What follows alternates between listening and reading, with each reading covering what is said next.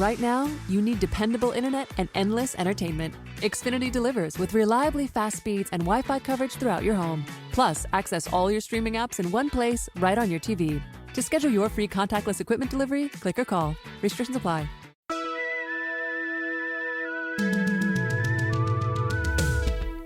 Welcome to My Creative Corner 3, a podcast about quilting, crafting, creativity, and life in a northern town. You'll find show notes at mycreativecorner3.wordpress.com. You can leave a comment, you can sign up for my patron site, you can purchase a virtual cup of coffee, or even sign up for the newsletter. Come back weekly and we'll chat. My name is Vicki, and welcome to the podcast.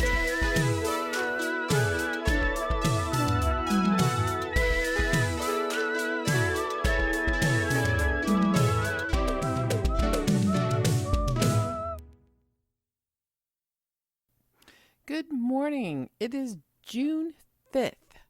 The sun is streaming in through the windows this morning. I just had my hot cup of coffee, and I am so excited that it is Friday.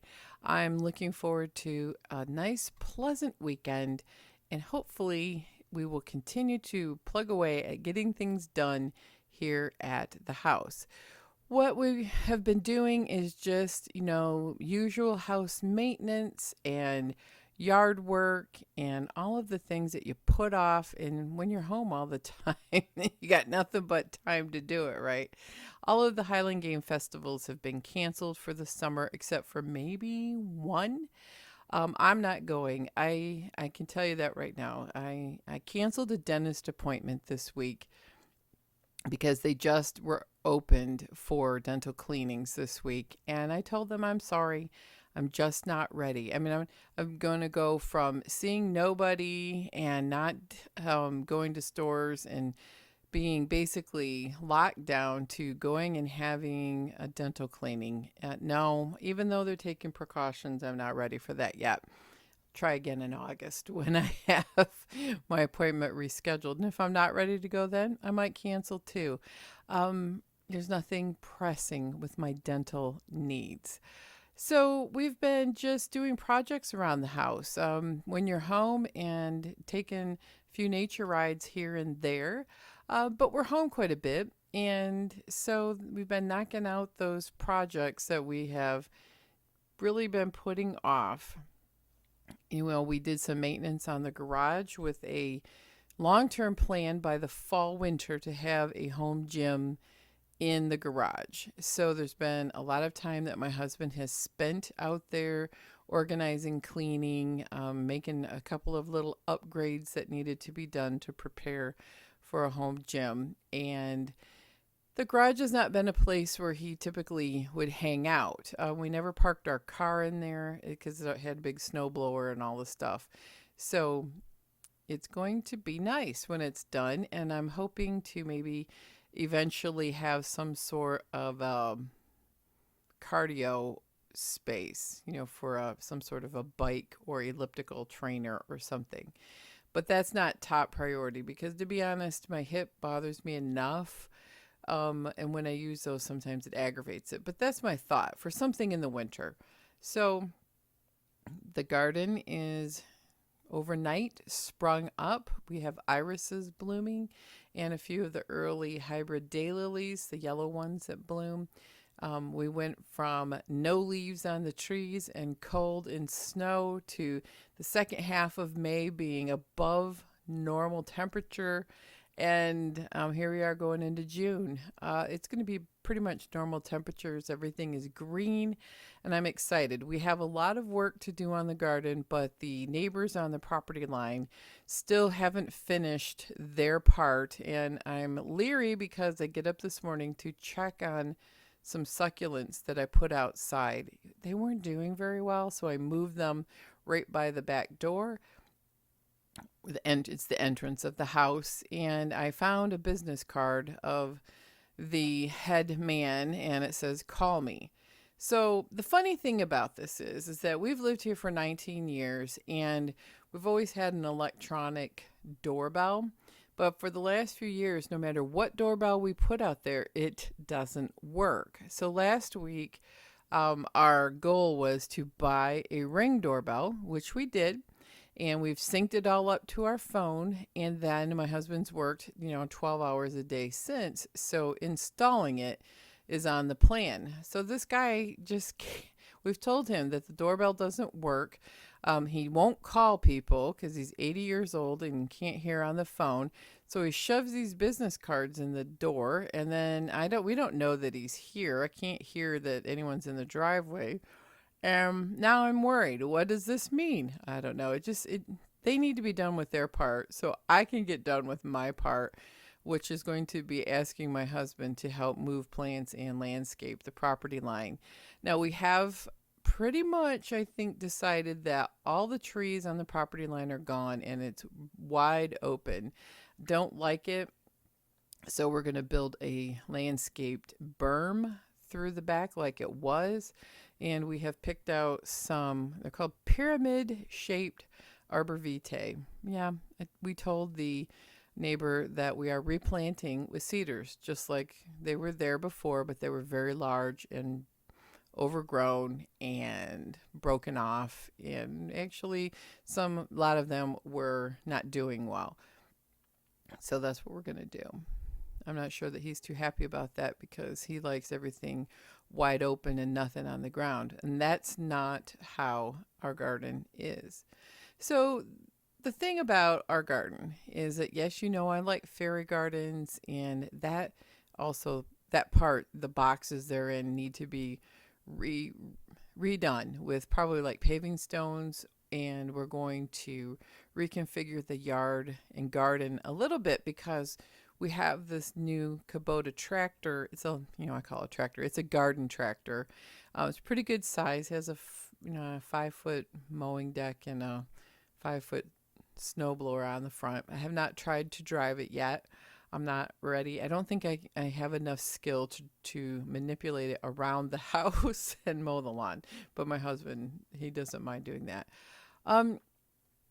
So we need to have our pathways through the garden and fairy garden wide enough for the lawnmower so it's not hitting anything important or breaking the lawnmower. And I have all of these ideas of reconfiguring. And we have the new bird bath with the solar fountain inside, and the birds love it. And I just always wanted a nature garden. So I think I'm going to spend the $20 or maybe more when we're done, and I'm going to have it certified as a National Wildlife Federation friendly garden. You can get a little sign for it.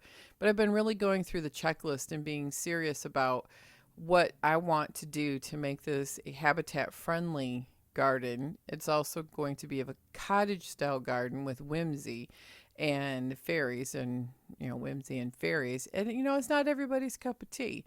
And I do get flack from a couple of people periodically throughout the year, especially neighbors, about they don't appreciate my garden. And I usually say, then don't look at it. And I don't appreciate their yard either, because my neighbor next door must have, I feel bad for the guy. He's nice enough, and he's the one that bought the cherry tree to try to, it's a ornamental crab.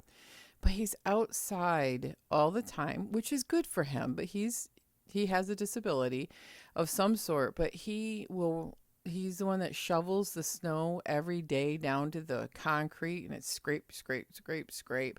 And in the spring, he has raked his yard so much in the back that he scraped all the grass off the top, and it's just a big dirt pile where the dogs come out, and there's just a few little stubbles of green coming up. And I'm like, oh, just let it be a little bit. Let the plants grow. Poor guy. I just feel bad for him that doing the yard work becomes that hard for him. So that's where we're at with the garden project. I'm wondering what the business card is that he stuck in the door is all about, because they have not come to finish, which is grinding the stumps out and hauling more black dirt in. And the soap opera continues. What's happening on the property line? Tune in next time to find out. Did they grind the stumps? Or will Vicky have to do something crazy? So, overall, getting to the point where I'm going a little squirrely, staying at home all the time. I'm working from home still, and for the first time yesterday, I want you to be proud of me because of my anxiety and getting back to society. One of my coworkers, I met her in the driveway. We stayed 6 feet apart, and I gave her a couple of things that were from my mother-in-law's effects that were in the back of my car. One was a rocking chair and some curtain rods and a old, it's a lunchbox we didn't need anymore. I was like so excited to see someone I knew, and we chatted for a couple of minutes and caught up. 6 feet apart, it was all right. I did okay. And then I had another friend stop by and drop off a baby quilt. Now, we both wore masks and were 6 feet apart, and she came in the house in the doorway to drop off the quilt. And we chatted through masks. That was harder. I couldn't breathe as well and talk. And I'm realizing that I got a lot to learn about wearing masks for a long time because I usually pop one on for a few minutes and then take it off. And it's going to be more part of my life when I go back to work. And talking through it was a little more difficult. And I really depend on, more than I realize, on lip reading because my hearing isn't the greatest. And I also have problems reading people's faces, which I spend a lot of my job doing, reading nonverbal cues from people. And so it made it a little weird and uncomfortable, but I knew this is a very dear friend. And so we worked it out, but I'm like, boy, this could be a barrier to work, correct? I mean, for people who are working with masks, it can be a barrier. And I'm sure I have a lot to learn about communicating with people with a mask on. It'll get better. So I'm transitioning from being at home all the time and not going anywhere to yesterday at 3:00, I realized I haven't driven my car in weeks. Now, my husband started it several times and moved it about the driveway to get some projects done. And I'm like, it's a beautiful day. The house feels very small. Work was slow. And I took a break and I went and drove, 15 miles around town because I haven't driven in so long. You ever get that feeling like, oh my gosh, I haven't driven in so long. I need practice. And it was a mid-afternoon on a Thursday, so traffic wasn't too bad. Tourists are starting to come in town again. They're camping. And I did it. I was very proud of myself because I did it. I drove around town. I was able to negotiate traffic, heavy traffic. We have I-75 that cuts through Gaylord, and I negotiated all of that and the stop lights. I drove past the stores and saw that they were crowded and people were out and about and people were living their lives. I drove by the dentist office to see how they were handling things, and then I drove around the back roads on the way and came home. I was going to go to Starbucks, but that was the only business in town that had about 10 cars in the drive-thru. I mean, McDonald's didn't have anybody. It's 3 p.m. Even KFC, that place has usually got 15 or 20 people in the drive-through. But since they've opened the lobbies to a limited capacity, the drive-throughs have been a little bit less busy, except for Starbucks. And I'm not even a huge Starbucks fan, but I was thinking, well, maybe I'll drive through and get a cup of tea and go on a little drive. No, not with that many cars. And I bought some beautiful tea from Amazon. So I want to talk about internet shopping. So I've not been a big internet shopper. I usually do for Christmas or something special. But we got Amazon Prime last year. I know, we're really late to the party on this, aren't we? We got the Prime. And since COVID, we've been ordering more, of course, because we're trying to not go to the store as much. But the other part is there's lots of things that you can't buy at the store for a long time. And I have discovered the wonders of impulse shopping online. Oh, I know. I know. What has stopped me? Well, what stopped me before is that being cheap and frugal. There's a difference between frugal and cheap, and I've talked about that in earlier podcasts, but I'm usually a very frugal person and I hate paying shipping and handling. Well, the other part is cheap. I have a certain things that I have not been able to replace well. So let's start with, why was I cheap? I have some old pillows on my bed, and I've tried to have a couple of cheap versions at IKEA, and they're terrible, and they give me problems with my neck and headaches. And what I have is a micro bead filled pillow that I love, and I've had it a long time. And I finally decided that enough is enough. I was going to replace those this week, and I didn't care where I bought it. So I shopped around and I realized I had a Kohl's credit card that's paid off recently. And I'm like, maybe Kohl's will have some. Well, sure enough, they did. And the thing is that everybody is having big sales. I don't know why, but everybody was having really big sales. So I have gone internet shopping crazy over the last week. I found the micro bead pillows at Kohl's for two of them for $30. It was almost a 2-for-1 deal. No shipping and handling, and I expect them to come in the next day or so. I have a new Torrid account, and they gave me tons of Torrid cash, and I ordered an outfit, shirt, pants, and trying a new bra, and that came. Oh my goodness. I just love this internet shopping. We bought household items from Amazon. We're getting boxes every day. I finally have figured out what everybody's talking about, how exciting this is to go and get your mail and your packages. What else did we buy? We bought things for the garage. We've bought household items. I've bought, I couldn't believe it, 2 different things of Tula Pink's, 2 different orders from 2 different shops. One from Fat Quarter Shop and one from Missouri Star, and Tula Pink's new line that's been very difficult to source online, and my local quilt shop doesn't have it. It's her homemade line. I love Tula Pink. I love the colors. They're bright. I love her artwork, and homemade is all about sewing machines, scissors, pins, everything, notions for sewing. I was pretty excited. I have 2 packages arriving for that, and I was just like, I look at things and I can't help it. I'm like, what a great deal. Shipping and handling's free, or it's only a couple bucks. Oh, did I accidentally push the buy now button? Yes, I did, and I'm really, really enjoying it. But to be honest, I'm going to have to get a grip on myself, because, you just can't keep buying things just because you see it and it's a good price. And yeah, well, my justification with all of that is, being frugal, is that shipping and handling is very little to free. You can't find most of these things in the store, and if you want them, you have to order them. And I need to order more thread because nobody in my town carries the superior thread that I like for long arming.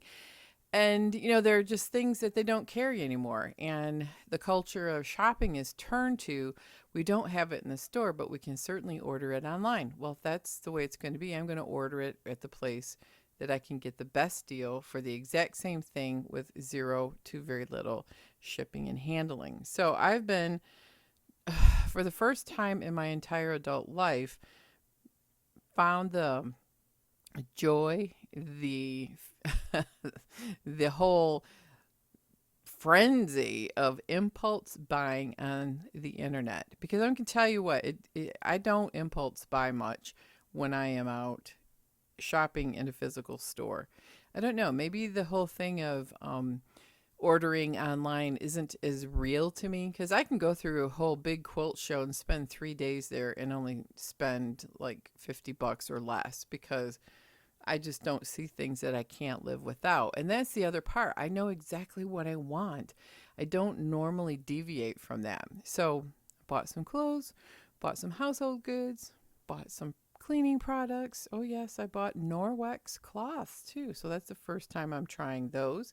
Understand e-cloths are similar and much cheaper. So, I'm going to try these Norwex cloths. My friend had a party, so, I want to help her out. But at the same time, if I really get into that kind of thing, then I'm going to order the e-cloths because they are significantly cheaper. So what have I been quilting? Sewing wise, I haven't done a whole lot. I have done, let's see, I have done a couple of Dear Jane quilts and quilt blocks. They take a long time because the center of the most recent block, it was foundation paper pieced, and it's about the size, I don't know, inch and a half, and then you build it up around that center to a 5-inch block. I think I've completed 2 or 3 blocks since the last time I did a podcast, and that's a lot. That's a lot. The Dear Jane blocks really take me a lot of intensive thinking and a lot of intensive concentration because they're so small. You don't want to rip them out 25 times because then you have to start all over. The pieces are so little and then the seams get worn easy if you keep making a mistake over and over again.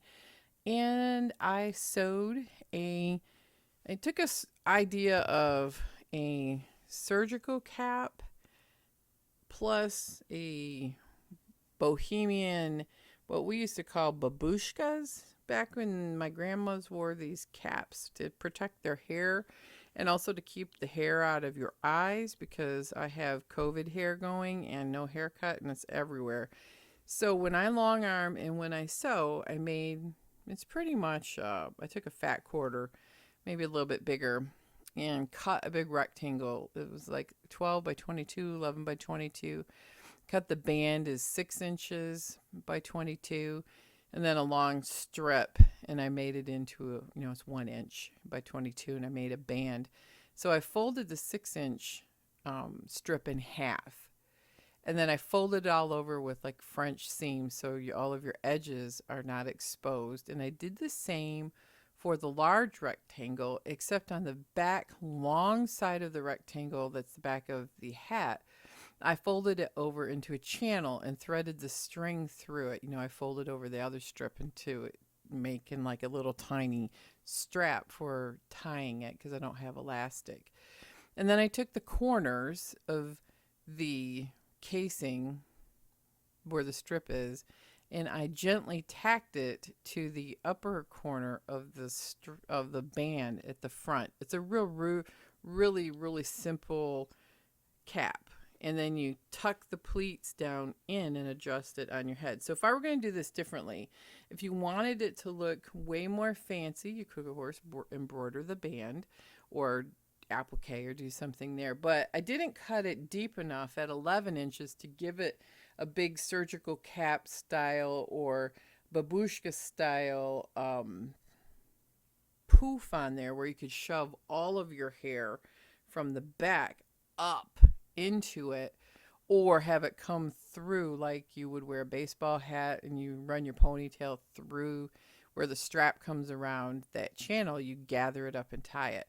So I've been wearing that just because my hair flops in my face while I'm trying to long arm, even though my hair isn't that long, but it's long enough in the front where it's dangerous. I mean, I've like run over my stitches, got my hand too close. I've never sewed my finger, but dear, I do not want to do that. The other part is if my hair is in my face, it kind of triggers the vertigo when I'm moving with my hair flipping around. And I don't want to fall down with all of, while I'm quilting a customer quilt especially.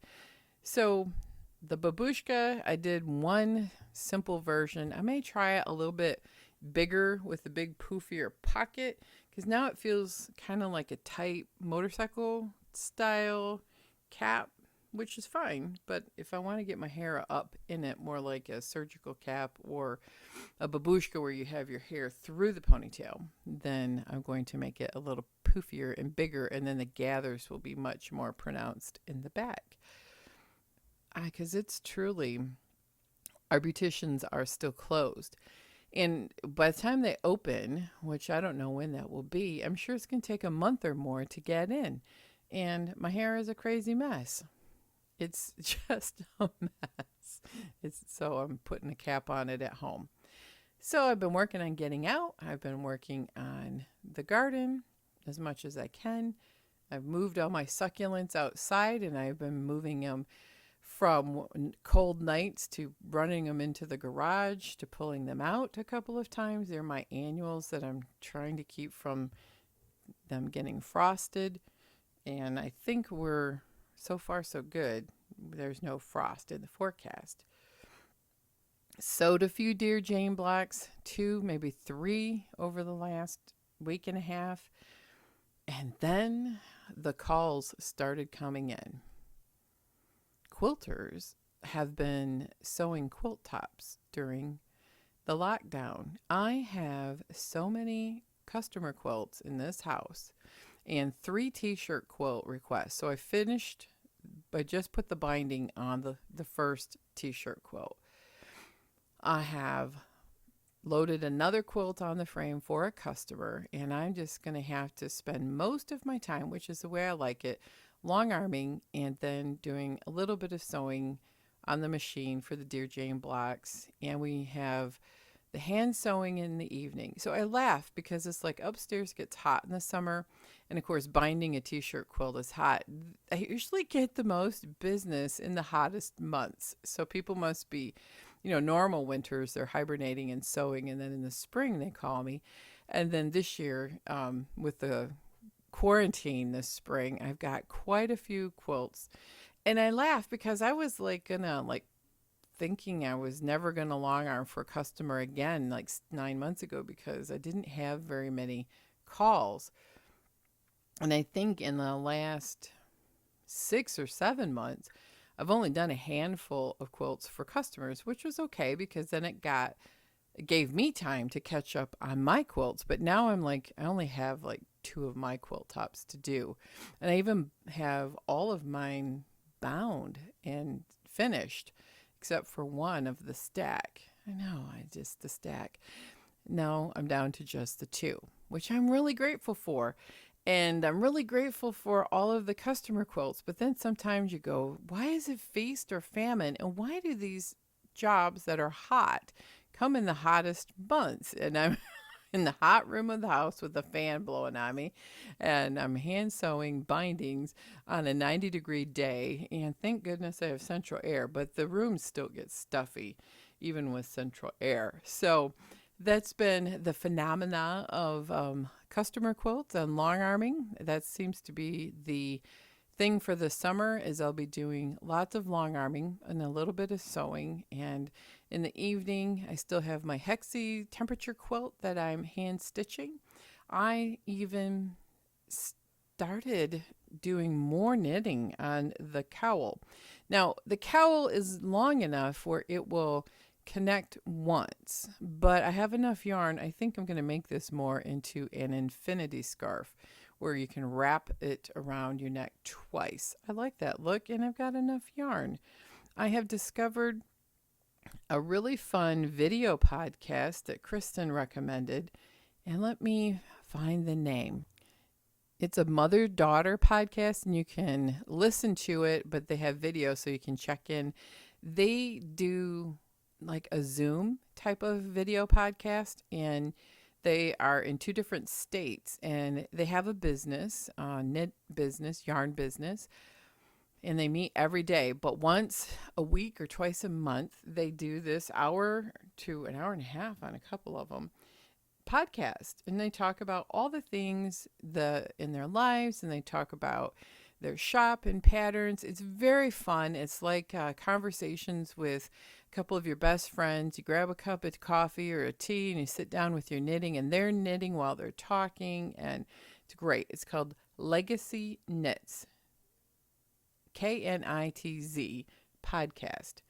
And I really am enjoying it. I also enjoy it because sitting in the house after a while, I'm talking on my computer to people all day, and I do have Zoom meetings and Skype meetings and all of that. But it's been 3 months of not having much human voices talking and in the background outside of this little tiny Surface that I have for work, which is it's a tiny laptop. It's basically a iPad with a keyboard on it. And so it's fun to pop that on. I do my work, or maybe it's the end of the day and I've popped on their hour-long podcast and it's running and I'm listening and I'm knitting and able to catch up with what they're doing. So it's a fun, sweet, homespun styled podcast, and it's about knitting, which is also motivates me to knit. The yarn in their shop is divine, hand-dyed stuff, but I just don't have the skill set probably to purchase all of that expensive yarn and then make something. But the mom, can't remember her first name, she said there's a crochet along going with a pattern, and it's circles, and then the circle is made into a square. And I'm like, oh my gosh, I love that, because it must be a little bit about crochet too. And I'm thinking I may have to find that. It would be perfect for scraps, except I don't have any scrap yarn, and you would need to have like all one weight. But man, that was a fun thing too, because I like to crochet and I haven't crocheted in quite a long time. So Legacy Knits. It's really, really a fun homespun podcast, and it's super fun because it motivates me to knit more, and it gives me a reason to listen to something positive while I'm knitting. And that is about all I have been up to. It's been a super slow week. I just like, what am I going to talk about on today's podcast? I haven't done too much. Nothing too exciting. Well, every day is extraordinary anyway. I feel like I've done the same things twice every day this week. And so getting out of the house felt good. I have gone rock hounding at least once and found quite a few Petoskey stones in Lake Michigan. That was last weekend. Lake Michigan has been very, very windy and stormy. And then I had a day where it was not mild weather. It was stormy and windy, but for the few minutes I was on the beach, I picked some really nice Petoskey stones because the lake was really churned up and was pushing a lot of rocks up on the beach. That has kept me busy and looking forward to another weekend. No idea what we're going to do this weekend, except I do know the Ring doorbell is going to get installed because I'm tired of missing people at the door or not knowing who's there. It's got the little video camera on it. So I can finally feel like, I've never had this many people come to my house except during lockdown, and I can know who's there and not feel like I'm missing and not feel like, no, I'm missing people coming to the door. And besides, with all these packages coming and all of the parcels and mail and activity going on, I want to know who's out there. Technology is fantastic.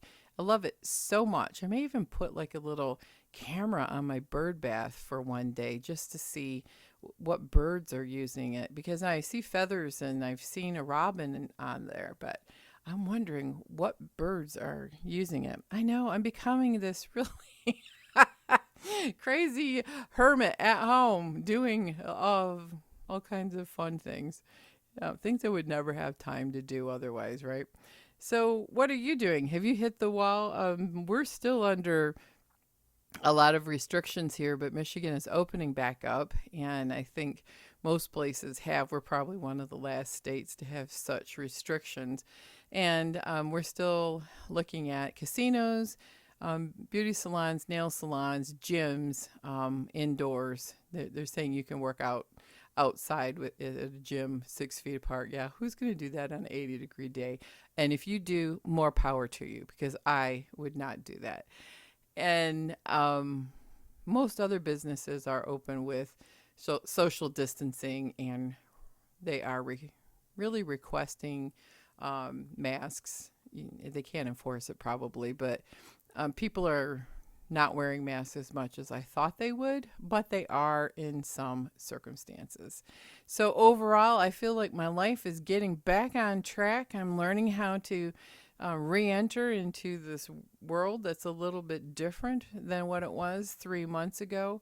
And I have found out a lot of interesting things about myself over this period of quarantine and reopening, and that I didn't think that getting back into the world would be so hard because I'm extremely comfortable at being and working from home. So tell me all the things you have been working on. I've got the long arming is going to keep me busy, and so is the garden. Overall, I think that's a wrap for this week. And I just want to say that summer is going to be so lovely to be at home and get all of our projects done and get the gym set up. I'm really excited. It's going to be my husband's project more than anything, but I do want to help him as much as I can because I think it's very, very cool that he's going to have that. Because, just as an aside, who knows what this winter is going to bring, and he's going to be prepared, have the gym set up, be training, because he wants to be back into Highland Games next year. And overall, if they shut the gyms down again, he will have his gym set up. And it'll take us several months to get all of this all set up. I haven't recorded a video for YouTube yet this week, but be on the lookout for that. And the last video I did was about making a t-shirt quilt. And you can also, my podcast is also on YouTube as an audio podcast. And some people find that easier to do than listening to a streaming audio podcast. So whichever format works best for you, I will see you there. Feel free to leave a comment. Let me know how you've been coping with getting back to the world, what projects you're on, and is your garden probably way further along than mine? We're at irises and lilacs right now, which seems a little late in the year. And you can leave a comment on the show notes, which is on mycreativecorner3.wordpress.com. Feel free to buy me a virtual cup of coffee if you want to support the podcast. You can do that through a link on the blog that takes you to my Etsy shop. You can become a patron and support the podcast monthly. And there's a couple of fun things to look forward to for everybody on my Facebook group called My Creative Corner 3. We're going to do a sew-along in July. That's a scrap buster sew-along. I'm not going to reveal too many of the secrets, and it will be a collaboration with another quilter. So it's going to be so much fun. And the biggest thing I want you to walk away from today's podcast is that we're all handling this differently, and there is no right way, no wrong way to feel about how you've been feeling during this time of quarantine and during re-entry. And I'm just kind of poke fun at myself because I had no idea that I would find social anxiety as being a problem of getting back out into the real world. So I'm going to sign off. I'm going to get ready for my first Zoom meeting of the day for work. And I want to really, really send out the warm feelings that I have for my audience and just let you know how much I really appreciate you. I appreciate those who are uncomfortable in leaving a public comment these days of sending me an email. And you can send me an email at vholloway, HOLLOWAY12345 And I would love to hear about how things are going in your world. Be creative, continue to be safe, and quilt on, everyone.